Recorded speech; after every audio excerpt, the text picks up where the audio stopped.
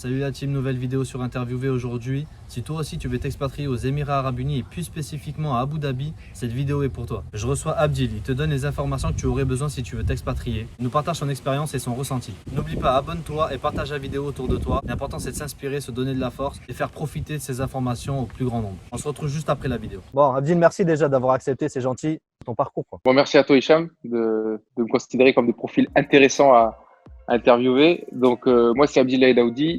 J'ai 28 ans, bientôt 29. Je travaille en tant qu'analyste en fusion-acquisition ou plus communément appelé M&A analyste chez BNP Paribas. Dans l'équipe advisory qui se situe à Abu Dhabi. Donc, on couvre toute la région Middle East, Africa, Moyen-Orient, Afrique. J'ai poursuivi un cursus DUT Tech Deco. À la suite de ça, j'ai fait un master en management international. J'ai fait mon premier semestre en master 1 à l'université d'Angers. Mon second semestre du master 1, je l'ai fait à l'université de Saint-Pétersbourg en Russie. Donc, pendant 6 mois, j'étais en échange en Russie. Ensuite, je suis rentré en France.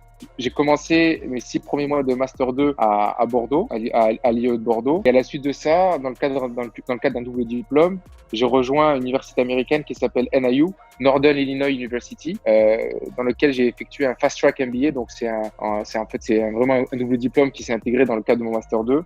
Donc, pendant 8 mois, j'étais aux États-Unis, qui se situe pas loin de Chicago. Je voulais faire de la finance, mais je savais pas vraiment dans quel métier. Et malheureusement, ce qui en sortait, c'est que j'avais pas forcément d'expérience significative en finance. Et donc, j'ai opté pour, OK, peut-être la France est difficile, mais pourquoi pas traverser la Manche et voir ce qui se passe à Londres. Donc, j'ai pris mon sac à dos, je suis parti à Londres pendant quelques mois en espérant trouver une opportunité. Malheureusement, pas de chance. Il y avait le Brexit qui commençait un petit peu à s'amorcer et donc, toujours pareil, le fait que j'ai pas d'expérience significative, j'avais aussi beaucoup de mal à trouver un premier job là-bas. Et donc, c'est la raison pour laquelle j'ai intégré l'ESCP Europe à Paris et qui m'a permis justement d'avoir une légitimité derrière pour pouvoir chercher et trouver un stage en fusion-acquisition. Que la finance, j'ai toujours eu une certaine facilité avec les chiffres et malgré ce qu'on dit, la finance, elle regroupe un ensemble de secteurs. Et en fait, elle donne une vision, une tendance générale de l'économie et du monde de manière générale. Je dis que ça peut être surtout un bon moyen de commencer, un bon tremplin pour derrière, après, se prédestiner à d'autres fonctions. Mais c'est vraiment un domaine d'activité qui permet de tout comprendre. Et on va pas se le cacher, dès qu'on a une entreprise, cash is king. Donc, sans cash et sans finance, une entreprise peut pas avancer. J'ai toujours aimé avoir une approche stratégique, donner des conseils et en particulier des conseils financiers. Et j'ai vu que justement, la fusion-acquisition permettait d'allier à la fois des compétences managériales stratégiques associées à des compétences financières. Oui, effectivement. C'est vrai que moi, depuis tout jeune, j'ai toujours rêvé d'être le petit gars avec son attaché case et qui travaille et qui voyage d'un aéroport à un autre. Ça m'a toujours fait rêver et encore aujourd'hui, c'est toujours quelque chose qui me passionne. Donc, c'est la raison pour laquelle je suis aujourd'hui à Abu Dhabi. Le goût du voyage, c'est une première chose et surtout, je pense pour avoir une vision complète du monde, si on ne voyage pas, on peut pas malheureusement découvrir les différentes cultures qui existent, les différents environnements. Et ça, c'est que à travers le voyage que tu peux le découvrir, sur des voyages culturels ou des voyages professionnels. Et ça, c'est vraiment un moyen qui permet justement de pouvoir s'immiscer et s'insérer dans des cultures internationales. Et quand tu reviens, tu as un bagage beaucoup plus grand, beaucoup plus étoffé. Et quand tu traites avec différentes personnes, tu as justement ou des anecdotes ou des petites histoires qui te permettent justement de pimenter un petit peu les discussions et de justement de gagner la confiance de ses interlocuteurs. Pourquoi Abu Dhabi? Et BNP est à la recherche justement d'un contrat VIE pour leur équipe Middle East Africa à Abu Dhabi. Donc j'ai saisi l'opportunité. Donc ça, c'était vraiment d'un point de vue purement opportuniste. Et puis derrière, en découvrant, c'est vrai que quand on met le nom BNP sur son CV, c'est toujours plus valorisant. Les entreprises, ça parle plus facilement que une petite boutique de M&A. On est à Abu Dhabi dans l'équipe Middle East Africa, mais on traite régulièrement avec les équipes asiatiques ou européennes. Et donc, ça permet justement d'avoir une expédition pan-européenne, comme dit dans le jargon, sur des transactions là-bas. Et donc, c'est vraiment un moyen pour moi de step up dans ma carrière avec une expérience internationale. Qui plus est, dans une institution reconnue au niveau mondial. Donc, c'était pour moi bénéf. 2 mois pour me préparer. Et puis, l'avantage, comme je l'ai un petit peu évoqué au préalable, c'est que je suis parti en contrat VIE. Et le contrat VIE, justement, la force de ce contrat-là, il y a quelques inconvénients, mais la force du contrat, c'est qu'en fait, on est vraiment accompagné du début à la fin de la mission. Donc, moi, j'y suis pour une mission de 18 mois jusqu'au mois de septembre 2020. Et en fait, on a un accompagnement quasiment quotidien que ce soit avec les équipes support avant le départ, qui s'assurent justement qu'on ait tous les documents administratifs de notre côté, qui font le lien directement. C'est une organisation qui fait le lien directement avec les entreprises à l'étranger, qui nous accompagnent. Donc, eux, ils sont occupés justement de toute la partie administrative pour s'occuper du visa, etc.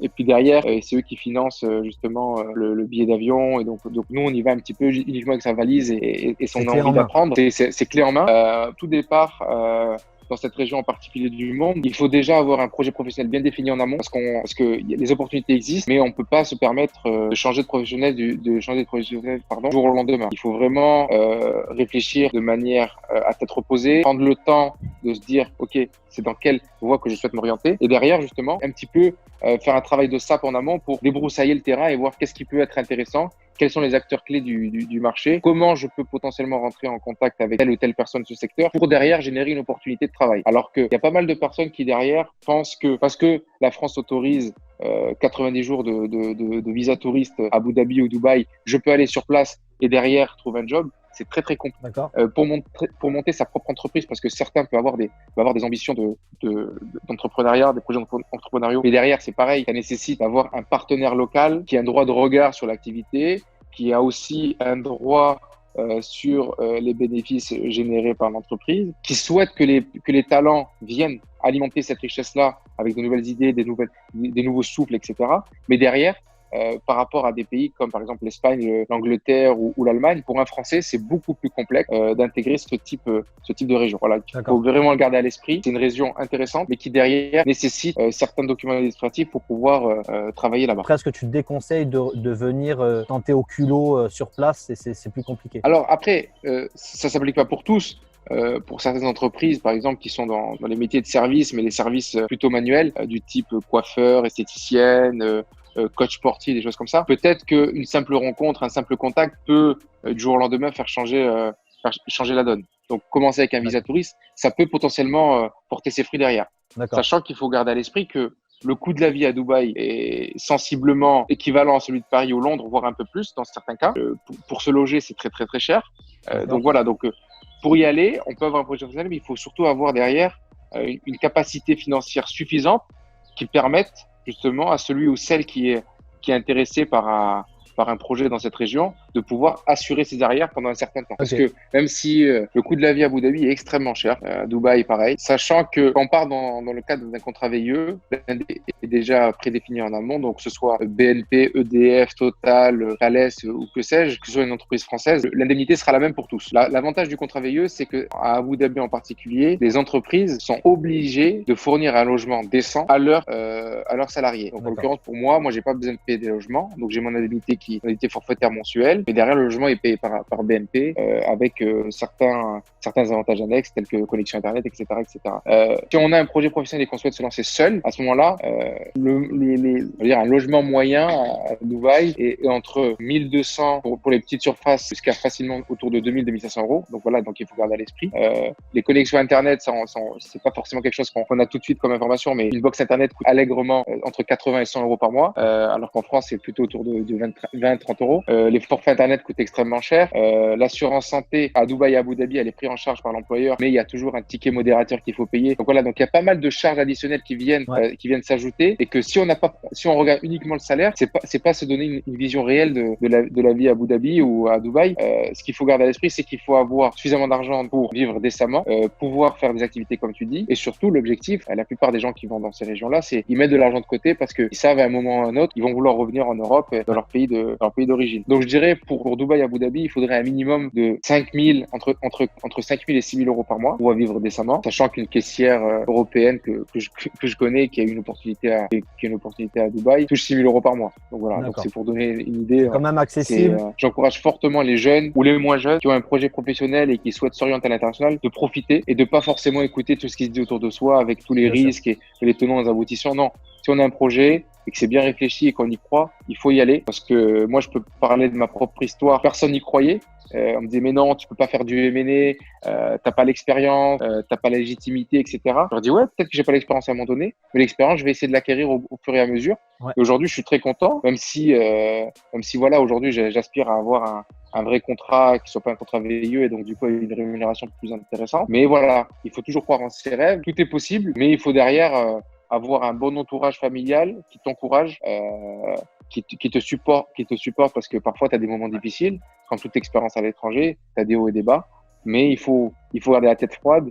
Abu Dhabi a réellement commencé lorsque j'ai eu la chance de rencontrer le président du club de foot français à Abu Dhabi, permis de rencontrer différentes personnes dans différents secteurs d'activité. Et ces personnes-là m'ont justement au quotidien accompagné lorsque j'avais des soucis administratifs, lorsque j'avais des soucis personnels pour faire face à telle ou telle situation.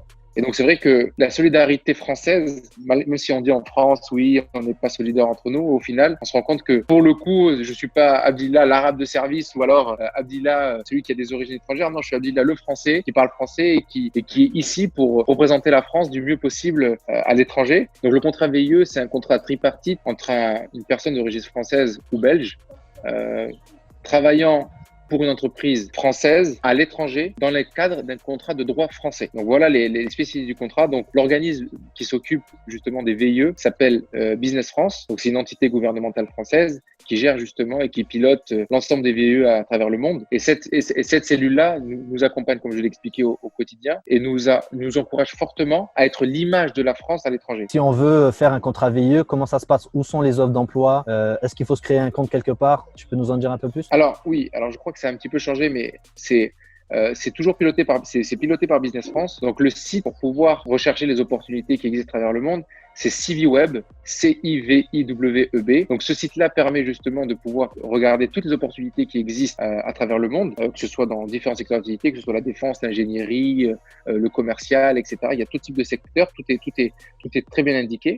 Donc on peut sélectionner des opportunités par région ou par pays directement. Donc ça, c'est pour l'aspect recherche. Maintenant, ce qu'il faut garder à l'esprit, c'est que ce n'est pas parce qu'une opportunité n'existe pas sur le site que nous-mêmes, on ne peut pas être force de proposition pour les entreprises. Typiquement, une personne qui est basée en Normandie, donc on va dire que la Normandie, c'est pas forcément le cœur économique ou le Limousin, le cœur économique de la France, comme à Paris ou Lyon ou Marseille ou autre. On peut contacter une entreprise de notre entourage qui a une spécificité dans un domaine donné, par exemple la menuiserie, etc., ou le vin, ou que sais-je, et lui proposer d'étendre son activité à l'étranger à travers le contrat VIE. Ça, c'est possible. Donc, il y a des personnes qui, justement, travaillent pour des petites PME, voire des petites TPE françaises et qui, à travers le soutien et l'appui de Business France, permettent à un jeune de pouvoir travailler à l'étranger, de développer le business, développer l'aspect commercial, etc., d'une structure française. Donc, ça aussi, c'est possible. Ça veut dire que si vous avez 29 ans, moins un jour au départ de la mission, vous pouvez partir en VIE. Si vous avez 29 ans plus un jour, malheureusement, vous ne pourrez pas partir. Deuxième partie de l'interviewé, donc j'ai été accompagné, pas réellement, enfin du moins, j'ai été accompagné par la cellule Business France qui effectivement m'a aidé pour l'accompagnement. Mais derrière, c'est vrai que le projet s'est rapidement enchaîné. Donc, j'ai rapidement dû, de mon côté, prendre mes dispositions avec mon ancien employeur, prendre des dispositions pour le logement, etc. Donc, il y a pas mal de choses que j'ai dû faire derrière. Donc, c'est des démarches que j'ai initiées de mon côté. Donc, là, le support que j'ai pu recevoir, c'est d'avoir une réponse par rapport à une démarche que j'ai entrepris de mon côté. Mais voilà, c'est un petit peu à l'image de mon parcours. Souvent semé d'embûches, mais on essaye toujours de s'en sortir comme on peut.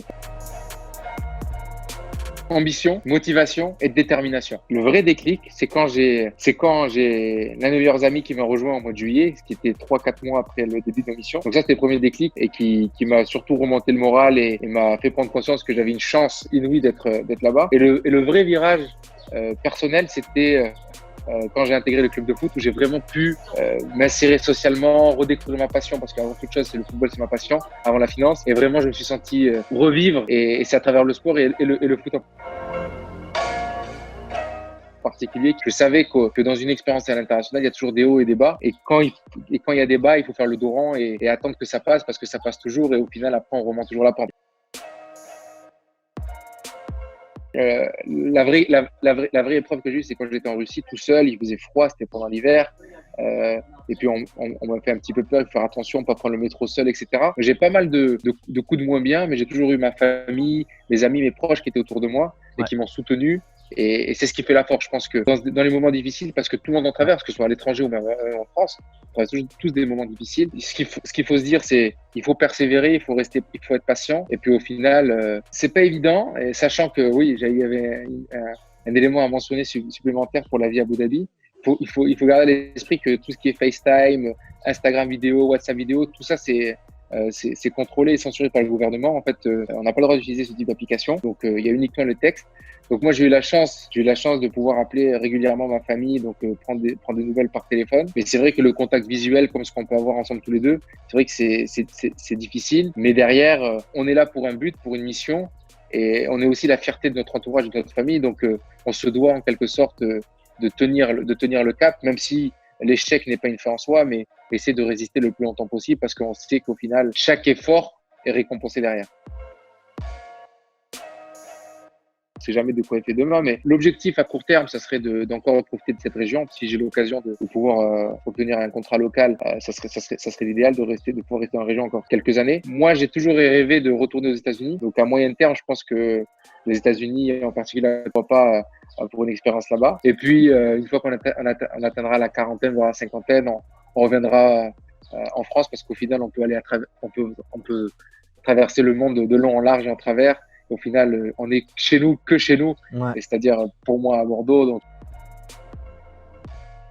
si vous avez un rêve, si vous avez une opportunité, essayez de l'explorer au maximum. Typiquement, moi, on m'avait dit tu devrais faire de la finance, quand j'avais 20-21 ans. J'ai dit non. Et au final, je me suis retrouvé avec de la finance. Et j'ai perdu quelques années. Des années parce que j'ai pas forcément les moyens derrière de faire une école de commerce. Des années parce que j'avais besoin justement d'argent, donc il fallait que je travaille. Donc, il y a eu certains aléas de la vie qui font qu'on fait pas toujours ce qu'on veut. Mais ce que je veux transmettre aux jeunes et aux moins jeunes, un projet, c'est croire en ce projet, l'explorer un maximum pour éviter toutes les zones d'incertitude, toutes les zones d'ombre qui peuvent exister, parce que dans chaque projet, il y a toujours des côtés négatifs qui existent.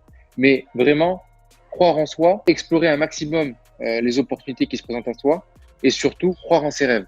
Parce qu'aujourd'hui, on est dans un monde où on peut facilement être tenté de dire « Ah non, mais ça va être trop dur pour toi. Ah non, mais tu n'as pas les capacités. Ah non, mais tu sais et tout. » En fait, le pessimisme est un comportement naturel chez l'homme. Parce qu'au final, on se dit, soit on veut pas qu'il réussisse, tout simplement, parce que moi, je suis pas capable de le faire, je veux peut-être que lui ne réussisse pas. Ou alors d'autres personnes vont se dire, non, mais je veux qu'il reste près de moi, donc je vais essayer de faire en sorte de lui donner les côtés négatifs de cet endroit pour qu'il reste près de moi, parce que je suis un peu égoïste aussi. Ou voire même, on n'a pas forcément toute la vision et on souhaite pas qu'un membre de notre famille ou de notre entourage ou quelqu'un prenne des risques. La notion de risque est un facteur fondamental dans un départ à l'étranger ou dans un projet professionnel. Mais ce qu'il faut garder en tête, c'est que si on prend pas de risque, on ne peut pas avancer. Ou du moins, on n'avancera pas aussi vite que ce que l'on veut. Donc, croire en ses rêves, explorer les opportunités et surtout, garder en tête que chaque cas est différent. Aujourd'hui, on m'a dit tu feras jamais du M&A et au final, je travaille en tant qu'analyste en plusieurs questions chez BNP Paribas. Ouais. Donc voilà, on peut toujours réussir, même s'il faut peut-être redoubler, tripler d'efforts. Au final, tout est jouable et tout est possible. C'est un peu ma vie. Bon, en tout cas, merci à toi, Hicham. Merci Abdil, c'était très concept. enrichissant. Je suis sûr que ça va aider beaucoup de personnes et que ça va motiver, surtout c'est le but du projet, c'est motiver et inspirer les personnes qui veulent se lancer et quitter la France pour avoir une expérience à l'étranger. Donc merci pour ton temps. Voilà, j'espère que la vidéo va te servir à toi ou à ton entourage. Donc n'hésite pas, fais tourner la vidéo, abonne-toi à la chaîne et nous on se retrouve bientôt. Peace.